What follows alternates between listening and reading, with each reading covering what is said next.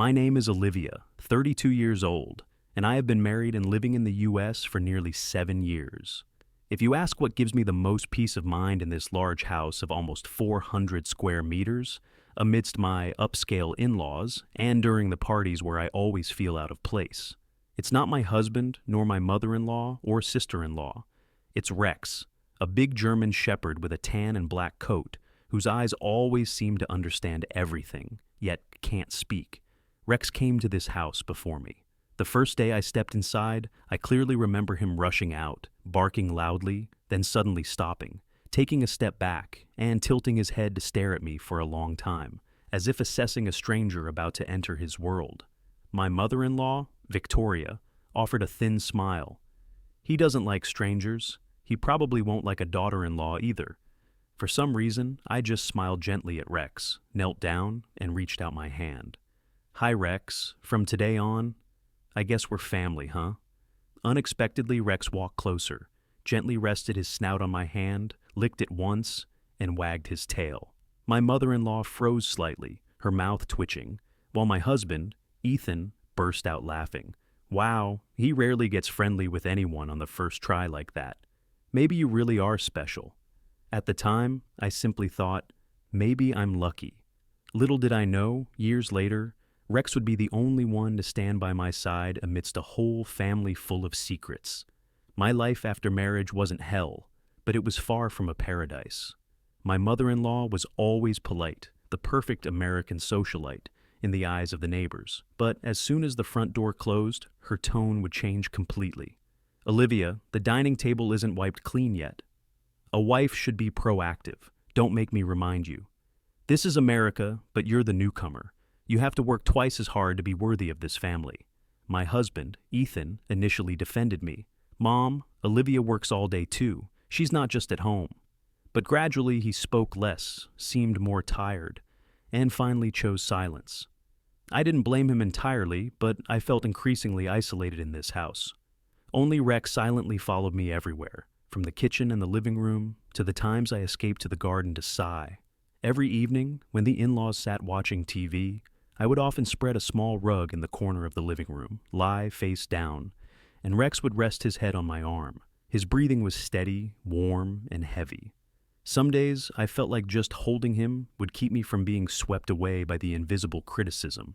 Rex was very well behaved and obeyed almost everyone. But, strangely, whenever my mother-in-law entered the kitchen while I was there, Rex would often jump up, perk his ears, stare intently, stop wagging his tail, and sometimes even let out a tiny growl. I quickly stroked his back. Easy now, Rex. It's Mom. My mother-in-law pursed her lips. That's odd. He's usually not like that. It seems being around you, he's changing his behavior. I could only give a strained smile, but inwardly I began to feel confused. Perhaps he sensed the tension every time she appeared near me. Rex was also particularly sensitive to my mother-in-law's second-floor office. Whenever I went up there to clean, he would absolutely not enter, instead lying in the hallway, eyes fixed on the door. Once, I tried calling him, "Come in with Olivia, Rex." He stood up, stepped to the threshold, sniffed the air, then abruptly turned around and went back downstairs, leaving me with a vague, unsettling feeling. 3 years after the wedding, I started realizing things were not right. Ethan was frequently having tense conversations with his mother about finances. At night, when she thought I was asleep, he would be in his office, talking on the phone. "Mom, I told you I'm not signing. This isn't just my money. Olivia has a share too. I don't want to use the joint account for any more risky investments." I overheard fragments, my heart pounding. The joint account was the money we had saved up for years. I didn't know what my mother-in-law wanted to do, but my gut told me this was not a simple matter. A week later, as the whole family sat down for dinner, my mother-in-law suddenly said, "Olivia, have you been shopping a lot lately?" I was surprised. "No, I haven't. I'm spending the same, maybe even trying to save more." She put down her cutlery, frowning. "Then how did the joint account lose nearly $50,000 in 3 months? My heart plummeted. I looked at Ethan. He flinched slightly, avoiding my gaze. I swallowed hard. I don't know. I only use it for normal expenses and I log everything clearly." My mother-in-law stared at me, her eyes cold. Strange, unless it was me or Ethan who took it. Or did Rex go out and withdraw the money? The table fell silent. My sister-in-law, Chloe, scoffed. Ethan said nothing. That night, in the bedroom, I asked my husband, "Ethan, what's going on with the missing money?" Ethan held his head. "I'll fix it. Don't worry, Olivia. But Mom is suspecting me." I said I'll fix it. His voice was more impatient than usual. For the first time, I felt the distance between us was no longer just mother-in-law and daughter-in-law, but a wall of secrets I couldn't breach. Rex was lying in the corner, head resting on his front paws, eyes looking towards us. In the darkness, his eyes glittered, silent, yet seeming to see through every lie. My mother back home was seriously ill. I had planned to visit, but the flight tickets and the cost of living here made me hesitate. I took extra shifts in online work to save enough. Rex always followed me to the door every morning, watched me leave, and then went back to lie at the bottom of the stairs. One day, I received an express delivery letter from my aunt. Just as I held it, my mother-in-law came out of the kitchen, her voice nonchalant. "Mail from back home?" "Yes, I think it's from my aunt." "Leave it there. Go check if Rex has bathed. He just ran in from the yard, probably covered in mud." I hesitated for a moment, then placed the letter on the counter and turned to go upstairs. When I came back down, the kitchen was empty. The letter was gone. I searched all over the counter, under the chairs, on the kitchen shelf. Nothing. I asked, "Mom, I left the letter here. Did you put it away for me?" From the living room, my mother-in-law didn't turn back, only replied curtly, "I didn't see it. Maybe you took it up to your room and misplaced it." That night, I thoroughly searched the bedroom, our small home office, even the shoe closet, but couldn't find the letter. Rex watched me, then turned and nudged a corner near the small cabinet by the stairs with his snout. He whined softly. "What is it, Rex?" He nudged again, gently scratching the cabinet leg. I bent down, but saw nothing but a thin layer of dust. I stroked his head. "It's okay. Maybe I really did misplace it." But deep down, something felt heavy and persistent. 2 weeks later, my mother passed away. I received the news via a message from my aunt, which included a sentence that stunned me. "I sent a letter 3 weeks ago, detailing her hospital and condition, telling you to try to come home. Why didn't you reply?" I held the phone, trembling. The missing letter? The letter that had likely been in someone's hands right in this house. That night, I sat on the back steps, crying until my voice was hoarse. Rex lay next to me, his head on my lap, his eyes deeply sad. I felt wronged and heartbroken, but I couldn't prove anything. My mother-in-law merely said, "It's normal not to make it in time when living far away. Don't blame yourself. You still have family here." But I no longer felt this was my family. One Saturday afternoon, when everyone had gone to a relative's birthday party, I stayed home, citing fatigue. The large house was unusually quiet. I brewed a cup of tea and sat looking out at the garden. Rex lay by the glass door, his eyes half closed. Suddenly he jumped up, ears perked, facing the stairs. He let out a small bark, then turned to look at me, as if signaling. "What is it, Rex?" He wasn't used to running around when the house was empty, but this time he walked slowly up to the second floor. I hesitated for a moment and followed. He stopped in front of my mother-in-law's office. The door was slightly ajar. For some reason, my heart raced. I pushed the door open slightly. Rex walked halfway in and stopped, not going further, just sniffing the air, then turning to look under the desk.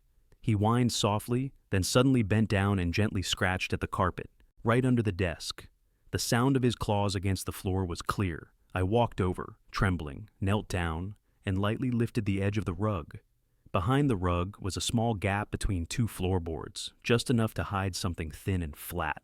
Rex leaned down, nudged with his snout, and pulled out a crumpled white envelope, its edge torn. I was paralyzed. On the envelope was my aunt's familiar handwriting. "To Olivia. Urgent matter regarding your mother." My hand shook violently. I fully opened the envelope, which contained a torn letter. Pieced together, it was readable. Lines describing my mother's critical illness, the hospital name, and a plea for me to arrange a final visit. On the edge of the envelope were a few faint smudges of deep red lipstick, the kind my mother-in-law often wore. I suddenly felt as if the floor was tilting. Rex sat down beside me, resting his head on my lap. He had known the letter was here all along. He had tried to lead me to it, but I had ignored his sign. That evening, when everyone returned, I couldn't keep up the normal facade. I waited until Ethan finished showering, pulled him into the room, and presented the letter. "Look at this. The letter my aunt sent. Mom hid it in her office." Ethan went pale. "You went into Mom's room without permission? What are you talking about? I don't care about entering the room. I'm asking why. Why would Mom hide the letter? Why would it be the letter reporting my mother's severe illness?" Ethan was silent for a long time, then sighed. "Mom didn't want you to go back home at that time." "Why?" "Because she needed me to sign some documents for a new investment. She was afraid that if you went back, then you would want to withdraw money from the joint account to take care of your family, and that would delay her plan. She thought, if you didn't know, things would be simpler." I looked at my husband, unable to believe it. "You knew about this?" He lowered his head. "I only found out after it was done. I fought with Mom a lot, but, Mom always has a way of making me feel like a disloyal son if I don't follow her." I laughed, a hollow sound. "What about me? What was I in that story? An attachment to a bank account?" Ethan reached out to take my hand, but I pulled away. "Do you know I didn't get to see my mother one last time? Partly because this letter was hidden, and you stayed silent, letting it happen." In that moment, years of patience, effort, and endurance seemed to shatter. I stood up. The only feeling keeping me from collapsing was Rex sitting nearby, his eyes fixed on me. After a few days of silence, I demanded a family meeting. In the living room, my mother-in-law sat straight on the single chair, Ethan and Chloe on the sofa, and I sat opposite.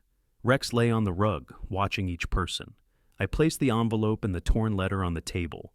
"I want to ask you, Mom, why was my aunt's letter in your office under the rug torn like this?" My mother-in-law slightly frowned, but her eyes showed no panic, as if she had prepared for this. "Perhaps the cleaning service misplaced it. I don't have time to go through your mail." I gave a faint smile. "Misplaced it exactly into a gap under the rug, in your private office, a place the hired cleaner is never allowed to enter." The air in the room solidified. Ethan shifted slightly. Chloe glanced at her mother. Rex let out a soft growl in his throat. My mother-in-law put her teacup down, her voice turning cold. "Fine. If you insist that I did it, then what do you think the reason was?" I looked straight into her eyes.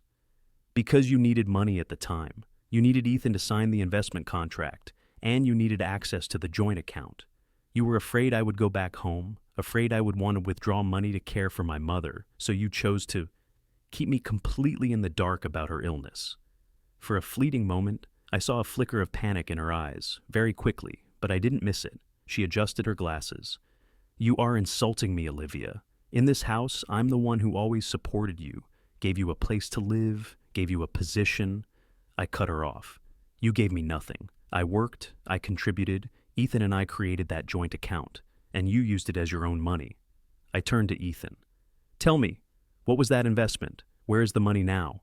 Ethan sighed. "Mom used it for a real estate project. That project is currently frozen. The money can't be withdrawn temporarily." My heart clenched. "Temporarily? Are you sure you'll get it back?"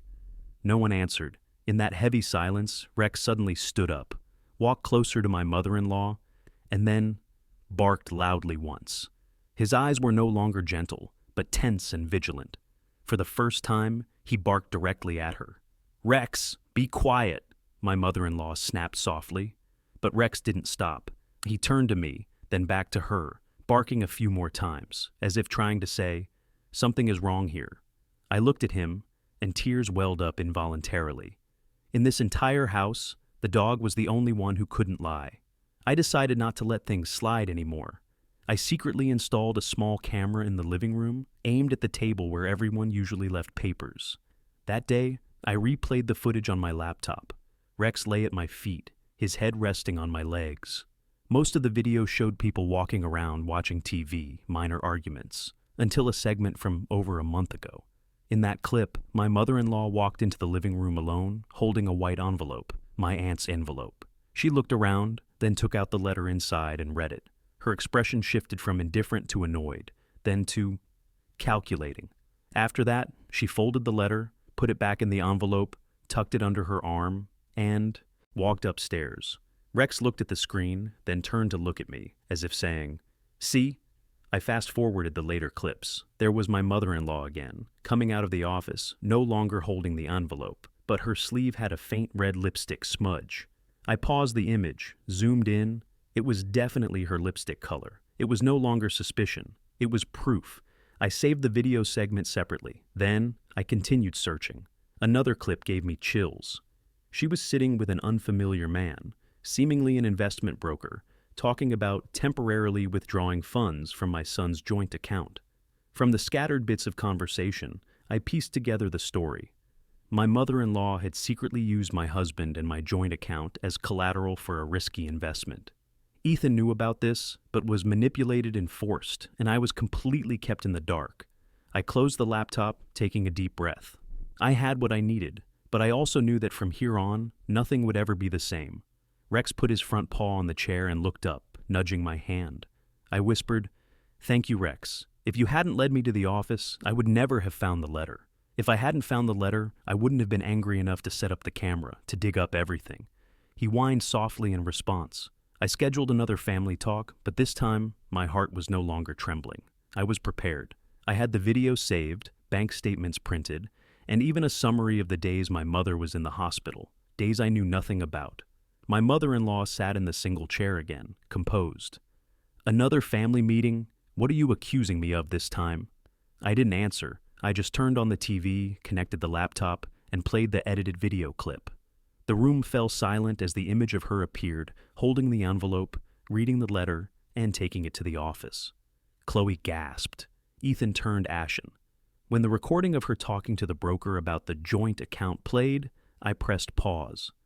"I think not much more needs to be said," I stated, strangely calm. "This is evidence that you deliberately hid the letter, preventing me from seeing my mother one last time.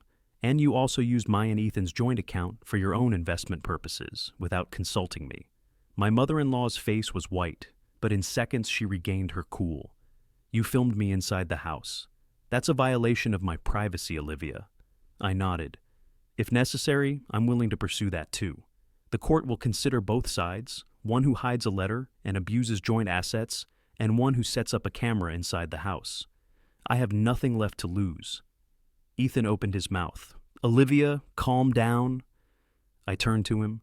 "I've been calm for 7 years, Ethan. Now, I just want to know, whose side are you on? On the side of the truth or on your mother's side?" Rex sat in the middle of the floor, his eyes shifting between us. His posture was unusually tense. My mother-in-law snapped, "Ethan, don't forget who raised you. I did everything for this family, even having to use a little joint money to seize an investment opportunity. Who benefits later? You and her too." She pointed at me. I shook my head slightly. "No, you did it for yourself. If you considered me family, you wouldn't have taken away my last chance to see my mother." The air thickened. Chloe suddenly spoke, her voice small. "Mom, I don't think hiding the letter was right. I'm truly shocked." My mother-in-law spun around. "You be quiet." I looked at Ethan, waiting. This was the decisive moment, not just for the marriage, but for my future in this house. Ethan clenched his fists, looked at his mother, then at me. After a long moment, he finally said, "Mom, I'm sorry, but this time, I can't defend you anymore." My mother-in-law looked slapped. "What did you say?" Ethan looked straight at her. "You went too far. Taking away Olivia's chance to see her mother, and then blaming Olivia for spending that drained the account. I can't pretend not to know anymore." He turned to me. "Olivia, I'm sorry. I was weak, and I let you suffer too much. I will work with you to resolve the financial, legal, and everything. If you want a divorce, I will respect that too." My tears flowed, but not out of pain. It was because finally, someone dared to speak the truth in this house. Rex suddenly jumped up, ran to me, and barked loudly as if in support. The following months were exhausting, but clarifying. I hired a lawyer. Based on the video, evidence, letters, and bank documents, my mother-in-law was eventually forced to agree to a settlement. She would sell some of her assets to reimburse the used funds, and withdraw her name from all joint accounts, with no further interference rights. As for me, After many sleepless nights, I chose not to divorce immediately, but also not to stay in that house. I proposed, I want to move out. A small house is fine. If you truly want to make amends, stand by me, but the accounts and papers will be clear and independent of your mother. Ethan agreed. We bought a smaller house in a quiet suburb. On moving day, my mother-in-law didn't see us off. Only Chloe stood at the door, giving me a hug. I'm sorry for being mean to you before, following Mom. I wish you happiness, no matter what you decide later. I smiled, feeling for the first time that I was no longer blindly resentful. Anyone raised under the shadow of a mother like that would likely find it hard to escape. Rex jumped into the moving truck, glanced back at the old house, and then turned away, wagging his tail strongly. He knew from today on, his home was somewhere else. The new house wasn't large, but it was filled with light. The small backyard was enough for Rex to run a few laps in the morning, and there was a tree stump for him to rest under. I switched to part-time work, dedicating time to online courses, planning to open a small pet care service later. Something I always loved, but never dared to pursue. Ethan commutes between the company and the new house. Our relationship couldn't return to what it was in just a few months, but he tried, cooking, cleaning, walking Rex, and, most importantly, not letting his mother interfere anymore. One evening, as I sat on the porch watching Rex play with his ball, Ethan brought out 2 hot cocos and sat down beside me. I've always wondered, he began, if Rex hadn't been there that day, would everything have unfolded like this? I smiled softly. Probably not. I was used to giving in. If Rex hadn't pulled me to the office, I would never have found the letter. If I hadn't found the letter, I wouldn't have been angry enough to turn on the camera, to look back at everything. Rex heard his name, ran over, jumped onto the chair, wedging himself between us, his head on my lap, his paw on Ethan's thigh. He sighed contentedly. I stroked his head. Rex knew it all along, we just wouldn't listen to him. Ethan chuckled. I owe you, and I owe him too. A year later, on a heavy rainy night, when everything seemed peaceful, Rex once again did what no one else could. Around 2 a.m, I was asleep when I heard Rex barking furiously in the living room. Initially, I thought he saw a stray cat, but the barking grew more intense, accompanied by scratching at the door and urgent whines. Rex, be quiet, Ethan mumbled sleepily, but I suddenly smelled smoke. Very faint, but distinctly the smell of burning plastic. My heart pounded. I jumped up and ran to the living room. Rex rushed over, grabbing my pant leg, pulling me towards the kitchen. The kitchen door was slightly open. Thin smoke was rising from the outlet near the coffee machine. It seemed the wiring had been faulty for a long time, and the damp rain caused a small electrical fire. A section of the nearby curtain had begun to catch fire. I screamed, turned off the main circuit breaker, and called Ethan. We quickly used a fire extinguisher to put out the small blaze before it could spread. Standing in the kitchen, gasping, I turned to look at Rex. He was panting, tongue hanging out, but his eyes were still scanning everywhere, as if to make sure his pack was safe. Ethan rubbed his chest, turning to him. Good boy, Rex. You saved us again. I sat down, hugging him tightly, tears flowing. This time not from pain, but from the realization that in a foreign land, amidst people whose hearts could change, I still had one absolutely loyal friend. Years later, if anyone asks me, during those years as a daughter-in-law, living far from home, dealing with a difficult family, what kept you grounded? I won't mention money, status, or promises. I will say, it was a dog named Rex. He couldn't speak, but he always saw the truth. He pulled me out of lies, out of fear, and out of the times I nearly lost myself. Family sometimes isn't those who always say, I do everything for you, but those who silently stand by you when no one else dares to. For me, that person was a 4-legged creature with a tan coat, clear eyes, and always wagging his tail when I called. Come here, Rex. Let's go home.